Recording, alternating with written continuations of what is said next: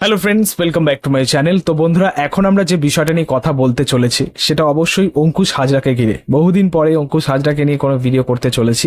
এমনিতেও তাকে নিয়ে সেরকম ভিডিও করা হয় না। তার লাস্ট একটা ছবির আপডেট নিয়ে আমি ভিডিও করেছিলাম, সেটা হচ্ছে মির্জা 2। সেটা বহুদিন আগে তার একটা এক্সক্লুসিভ আপডেট পেয়েছিলাম। কিন্তু সত্যি বলতে এই মুহূর্তে দাঁড়িয়ে তার কোনো ছবিরও সেরকম আপডেট আসে না, বা সেরকম কাজও কিন্তু আসে না। কিন্তু তার রক্তবীজ 2 নিয়ে আমরা খুবই এক্সাইটেড। ওই ছবির মধ্যে অঙ্কুশ হাজরার চরিত্রটা নিয়েও খুবই এক্সাইটেড। ভিলেনের পার্ট করছে খুব সম্ভবত, এবং ডিফারেন্ট একটা চরিত্র। তো অবশ্যই সেই ছবির মধ্যে তার কাজ কেমন হয় এটা নিয়ে আমরা প্রত্যেকেই খুবই এক্সাইটেড এটা দেখার জন্য। এই মুহূর্তে দাঁড়িয়ে যেটা দেখে সত্যি বলতে খুবই খুশি হলাম, এবং সত্যি বলতে পুরনো অঙ্কুশকে মিস করছি এটা দেখে। আপনারা সকলেই জানেন যে রক্তবীজ 2 এর কিন্তু জোর কদমে প্রমোশন চলছে। উল্টো দিকে রঘু ডাকাতের প্রমোশন চলছে, আবার দেবী চৌধুরানীর প্রমোশন চলছে। মানে সোশ্যাল মিডিয়াতে শুধু তাদেরই আমরা ক্লিপ দেখতে পাচ্ছি এই মুহূর্তে দাঁড়িয়ে। বিভিন্ন জায়গায়, ওয়েস্ট বেঙ্গলের বিভিন্ন জায়গায় আর কি এই ছবিগুলোর প্রমোশন চলছে, জোর কদমে চলছে। আপনারা সকলেই জানেন যে দুর্গাপুজোতে মুক্তি পাচ্ছে, এবং 3টে ছবি কিন্তু বড় ছবি। মানে মেন ক্লাস কিন্তু এই 3টে ছবির মধ্যেই হতে চলেছে। কে কেমন এগিয়ে থাকে, কে কেমন বিজনেস দেয়, বক্স অফিস কালেকশন করে, সেটা হয়তো পুজোর পরেই আমরা জানতে পারবো।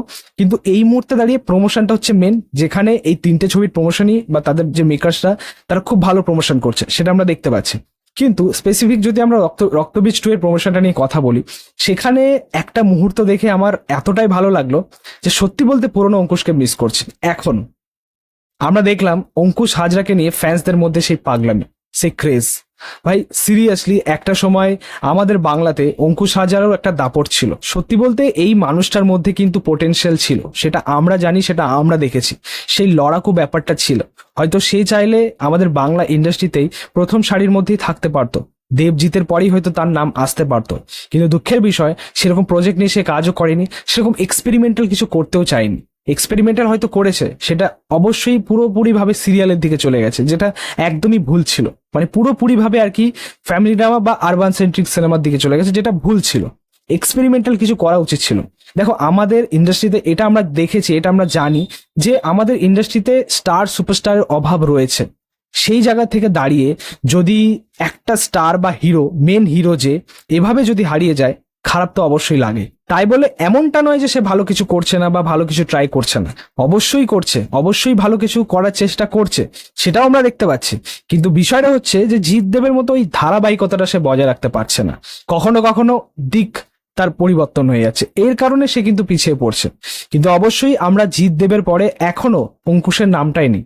অনেক হিরোই কিন্তু পিছিয়ে পড়েছে, অনেকটাই পিছিয়ে পড়েছে ওই ট্র্যাক থেকে। বাট অঙ্কুশের আগে আসার অনেক ক্ষমতা রয়েছে, অনেক তার মধ্যে পোটেনশিয়াল রয়েছে। সত্যি বলতে একটা সময় আমাদের ইন্ডাস্ট্রিতে মানে বাণিজ্যিক ছবির দিকগুলোতে তারও কিন্তু একটা অবদান ছিল, সেটা আমরা দেখেছি। ইডিয়ট, কানামাছি, বড়দুর্গা মাইকি, বা তার আগে খিলাড়ি, এই ছবিগুলো এত সুন্দর রান করেছিল, এত সুন্দর বক্স অফিস কালেকশন করা ছবিগুলো।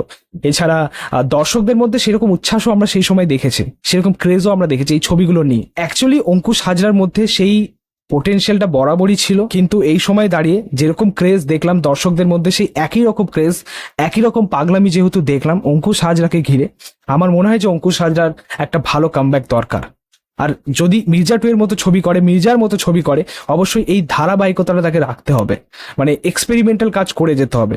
জিৎ দেব, আজকে যে জিৎ দেব, এটা কিন্তু শুধু শুধু এমনি এমনি নয়, তারা অনেক অনেক রকম কাজ করে এসছে। তো আমরা চাই, মন থেকে চাই যে অঙ্কুশ হাজরা আবার সেরকম কামব্যাক করে দেখা। এমনিতেও এটা একদম ঠিক কথা যে আমাদের ইন্ডাস্ট্রিতে স্টার সুপারস্টারের অভাব রয়েছে। মানে এটা বলতে খারাপ লাগলেও এটা কিন্তু একদম বাস্তব কথা। স্টার সুপারস্টার মানে জিৎ এবং দেব লাস্ট, তারপরে কোনো স্টার বা সুপারস্টার আর হচ্ছে না, আসছে না। কিন্তু সেই জায়গাটা, সেই অভাবটা পূরণ করতে পারে আমাদের অঙ্কুশ, এটা বলে আমার মনে হয়। সো যাই হোক, তোমাদের মতামত, রিয়াকশন অবশ্যই কমেন্টে জানিও।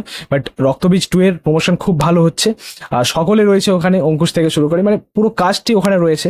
বাট অঙ্কুশ হাজরাকে নিয়ে যেরকম ক্রেজ দেখলাম ভাই, দেখে খুবই ভালো লাগলো। অনেকদিন পর সেই সত্যি বলতে অঙ্কুশকে, পুরনো অঙ্কুশকে মিস করছি। তো যাই হোক, এই ছিল বলা। তোমাদের মতামত, রিয়াকশন অবশ্যই কমেন্টে জানি।